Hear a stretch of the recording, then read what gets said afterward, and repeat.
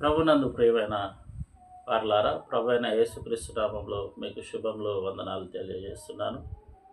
కొద్ది నిమిషాలు మనం దేవుని యొక్క వాక్యాన్ని ధ్యానించుకుందాము. అపోస్తుడైన పౌలు కొరింథీయులకు రాసిన పత్రిక 1వ అధ్యాయము 18వ వచనం మనం చదువుకుందాం.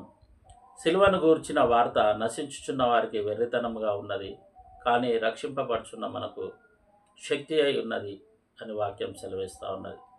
ప్రభునందు ప్రియులారా, మరి పౌలు సువార్తను ప్రకటించేటప్పుడు చాలామంది సువార్తను వారు నమ్మటం లేదు. వారు సువార్త ప్రకటించేటప్పుడు ఆ సువార్తను ఎవరైతే వింటున్నారో వారు వెర్రితనంగా చేస్తూ ఉన్నారు. కానీ సువార్తను నమ్మి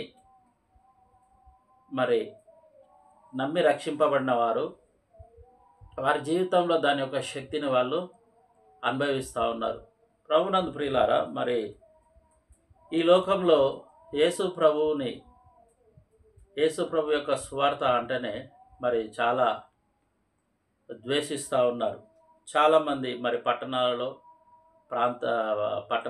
పట్టణ ప్రాంతాలలో వీధులలో అనేక ప్రాంతాలలో సువార్తను ప్రకటించేటప్పుడు ఆ సువార్త ప్రకటించే వారిపైన దారుణమైన దాడులు జరిగిస్తూ ఉన్నారు.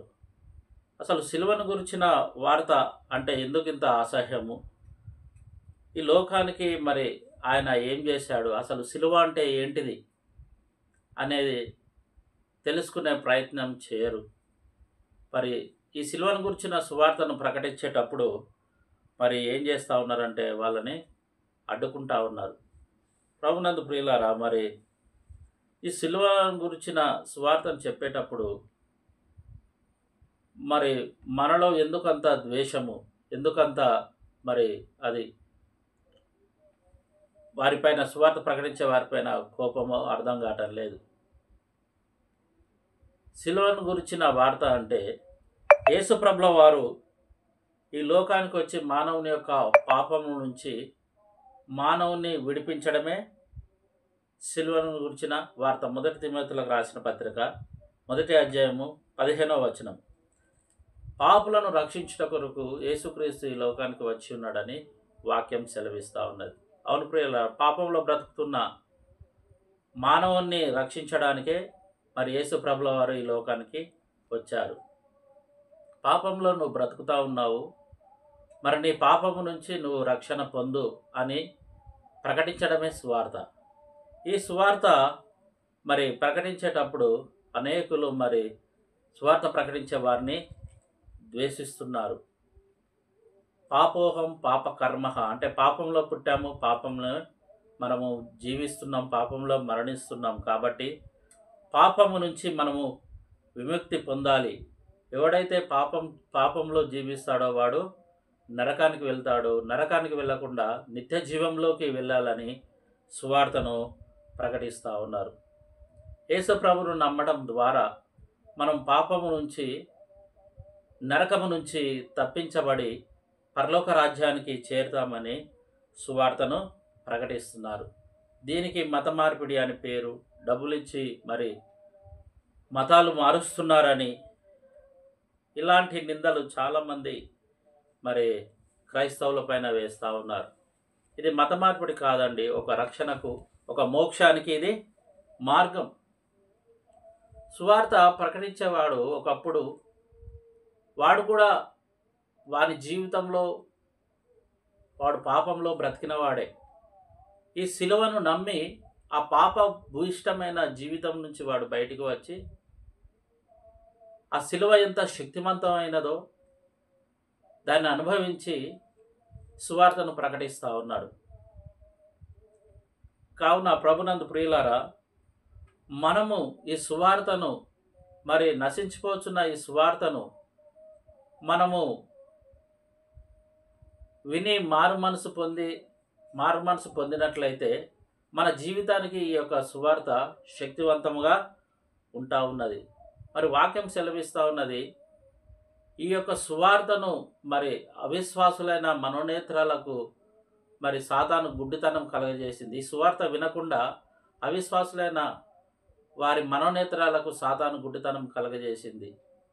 ఈ సువార్త సత్యము వారి కన్నులకు ప్రకాశమానం, వారి కన్నులకు వెలుగు ఇస్తే వారు రక్షింపబడతారని ఈ లోక అపవాది వారి కన్నులకు గుడ్డితనం కలుగజేసింది. సువార్త అనేది ఒక అబద్ధంగా, సువార్త అనేది ఒక అసత్యంగా ఇది చేయబడ్డది. ప్రభునందు ప్రియులారా, మనము కళ్ళు తెరిచి ఆలోచించినట్లయితే దీంట్లో ఏమున్నదండి? ఏమి లేదు.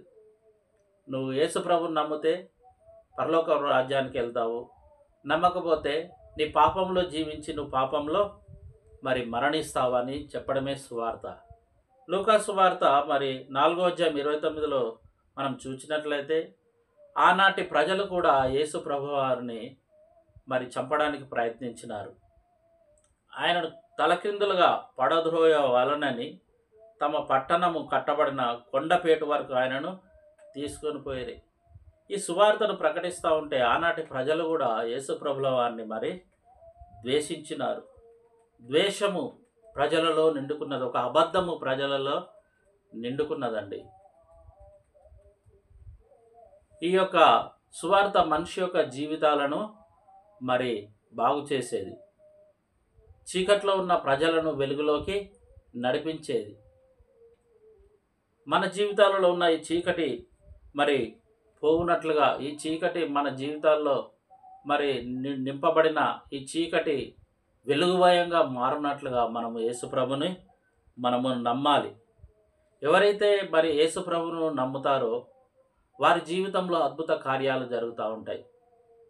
వారి బ్రతుకులో పాపము నుంచి, శాపము నుంచి మరి తప్పింపబడి వారి యొక్క జీవితము దీవెనకరంగా మారుతుంది.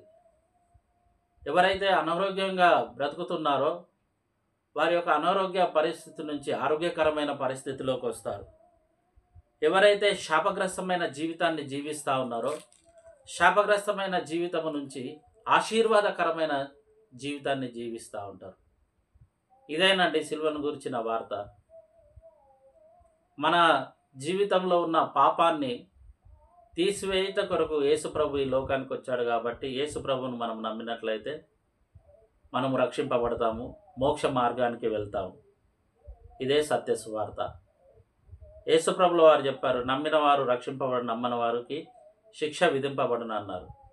కాబట్టి మన జీవితంలో మనం మోక్ష మార్గం యేసుప్రభు అని తెలుసుకొని ఆయనను నమ్మి పరలోక రాజ్యం వారసుడవుటకు